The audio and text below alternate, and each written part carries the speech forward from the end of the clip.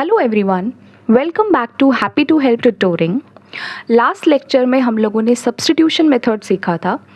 आज की क्लास में हम एलिमिनेशन मेथड सीखेंगे। अगर सब्स्टिट्यूशन मेथड आपको थोड़ा डिफ़िकल्ट या लेंदी लगा था तो एलिमिनेशन मेथड आपको काफ़ी इजी लगेगा। आज हम कुछ इंटरेस्टिंग एग्जाम्पल्स के थ्रू एलिमिनेशन मेथड सीखेंगे। तो चलिए शुरू करते हैं। तो हमारे सामने ये एग्जाम्पल है। ये दो इक्वेशंस है, 3x + 2y = 11 and 2x + 3y = 4। आप देख सकते हैं we have two variables x and y और हमारे पास दो इक्वेशंस भी है। तो अब हम सीखेंगे हम लोग एलिमिनेशन मेथड को यूज़ करके कैसे इसकी x एंड y की वैल्यू निकालेंगे। ओके, तो जैसे कि आप देख सकते हैं ये दोनों मेरी इक्वेशंस है। This is equation 1 and this is equation 2।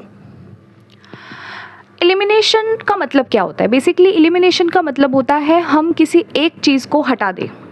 तो या तो मैं इस पूरे x वाले टर्म को हटा दूं या तो मैं y वाले टर्म को एलिमिनेट करूं।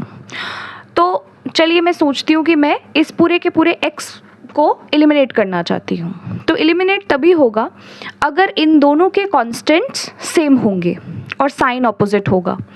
तो आप देख सकते हैं x का कांस्टेंट है 3 और इस वाले सेकंड इक्वेशन में x का कांस्टेंट है 2। तो मैं ऐसा क्या करूं कि इन दोनों के जो कांस्टेंट्स है वो सेम हो जाए।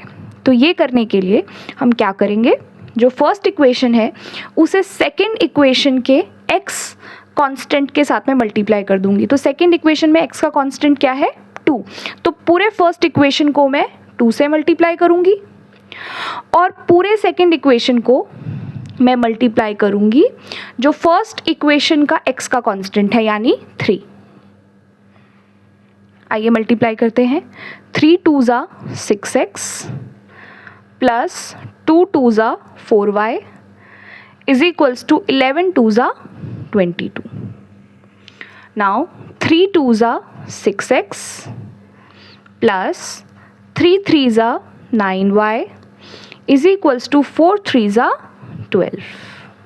ओके, अब आप देख सकते हैं कि ये दोनों जो टर्म्स है वो सेम टू सेम आ गई, लेकिन हम इसको तभी एलिमिनेट करेंगे अगर इनका साइन ऑपोजिट होगा। लेकिन ये दोनों ही प्लस है, तो जो नीचे वाली इक्वेशन है सेकंड इक्वेशन है हम इसका साइन चेंज कर देंगे। तो अगर ये प्लस है तो इसको माइनस कर देंगे, ये प्लस है तो माइनस हो जाएगा, प्लस है तो माइनस हो जाएगा। अगर यहाँ माइनस होता तो हम प्लस कर देते, जो भी साइन है उसका ऑपोजिट कर देंगे। अब आप देखिए +6 - 6x ये दोनों कैंसिल हो जाएगा। 4 - 9 होता है -5y is equals to this will be equal to 2 - 2 0 2 - 1 1। तो अब आगे देखिए, तो y की वैल्यू क्या आ जाएगी? आप देखिए 5 y से मल्टीप्लाई हो रहा है, वहाँ जाके ये डिवाइड हो जाएगा। तो 5 1 ज़ा 5 5 2 ज़ा 10। तो y की वैल्यू आ गई हमारी -2।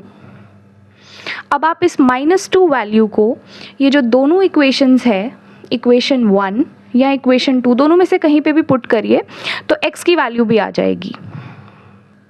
ओके, तो जैसे मैंने आपको कहा हमने y की वैल्यू -2 निकाली। अब हम इसे इक्वेशन 1 में पुट करेंगे। आप इक्वेशन 2 में भी पुट कर सकते हैं। तो इक्वेशन 1 क्या है? 3x + 2y is equals to 11। तो देखिए 3x की जगह x तो हमें निकालना है +2 y की वैल्यू हम पुट कर देंगे -2 is equals to 11। Now 3x plus into minus -2 2 ज़ा 4 इज इक्वल्स टू 11। अब -4 जाके उधर जाएगा तो प्लस हो जाएगा, तो ये हो जाएगा जब वो RHS में जाएगा तो 3x will be equal to 11 -4 जब इधर जाएगा तो +4 हो जाएगा। तो 3x हो जाएगा हमारा 15। तो अब देखिए 3x इज इक्वल्स टू 15। तो x कितना हो जाएगा 15 डिवाइड बाई 3 3 1 ज़ा 3 3 5 ज़ा 15। तो x आ गया हमारा 5। तो x 5 आ गया और y हमारा -2 आ गया था। I hope elimination method is clear to you. तो देखिए एलिमिनेशन मेथड सब्स्टिट्यूशन मेथड के कंपैरिजन में बहुत इजी है और जल्दी जल्दी सॉल्व हो जाता है। सब्स्टिट्यूशन मेथड में काफ़ी टाइम लग जाता है। आइए एक और एग्जाम्पल के थ्रू हम लोग एलिमिनेशन मेथड को कंक्लूड करते हैं। ओके, तो ये हमारे सामने सेकेंड क्वेश्चन है। तो again we have two equations, equation 1, equation 2। तो मैं यहाँ अगेन x को सेम करूँगी, आप चाहे तो y को भी सेम कर सकते हैं। तो चलिए एक काम करते हैं, इस क्वेश्चन में हम लोग y को सेम करते हैं, y के कॉन्स्टेंट्स को सेम करते हैं। तो हम क्या करेंगे, फर्स्ट इक्वेशन को सेकेंड इक्वेशन के y के कॉन्स्टेंट से मल्टीप्लाई करिए, यानी हम इसे 2 से मल्टीप्लाई करेंगे और सेकेंड इक्वेशन को 5 से मल्टीप्लाई करेंगे। नाउ 8 2 ज़ा 16x प्लस 5 2 ज़ा 10y इज इक्वल्स टू 9 2 ज़ा 18, 3 5 ज़ा 15x प्लस 5 2 ज़ा 10y इज इक्वल्स टू 5 4 ज़ा 20। अब साइन चेंज करेंगे, माइनस माइनस माइनस, तो 16 माइनस 15 x हो जाएगा, x ये एलिमिनेट हो जाएगा, will be equal to 18 minus 20 is -2। तो हमारा जो x है वो आ गया -2। अब क्या करेंगे, इस -2 को दोनों इक्वेशंस में से किसी में भी पुट करेंगे और y की वैल्यू निकालेंगे। तो मैं इसे फर्स्ट इक्वेशन में पुट करती हूँ। तो देखिए मैं x की वैल्यू जो -2 आई उसे इक्वेशन 2 में पुट करूँगी, आप चाहे तो उसे इक्वेशन 1 में भी पुट कर सकते हैं। तो आइए 3x की जगह I will put -2 plus 2y is equals to 4, 3 2 ज़ा 6 but -6 plus 2y is equals to 4, 2y is equals to 4 -6 जब RHS में जाएगा तो +6 हो जाएगा, तो 2y हो जाएगा 6 + 4 इट्स 10। सो y कितना आ जाएगा, 2y इज इक्वल्स टू 10 है, तो y कितना आ जाएगा, ये 2 यहाँ मल्टीप्लाई हो रहा है, वहाँ जाके डिवाइड हो जाएगा, तो it will come out to be 5। So y is 5 और x हमारा आ गया था -2। I hope elimination method is clear to you.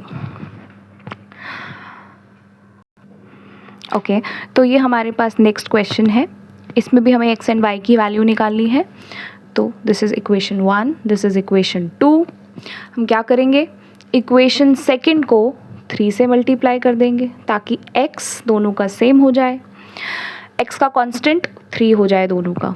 तो ऊपर फर्स्ट इक्वेशन को मल्टीप्लाई करने की ज़रूरत नहीं है क्योंकि नीचे जो कांस्टेंट है वो है 1।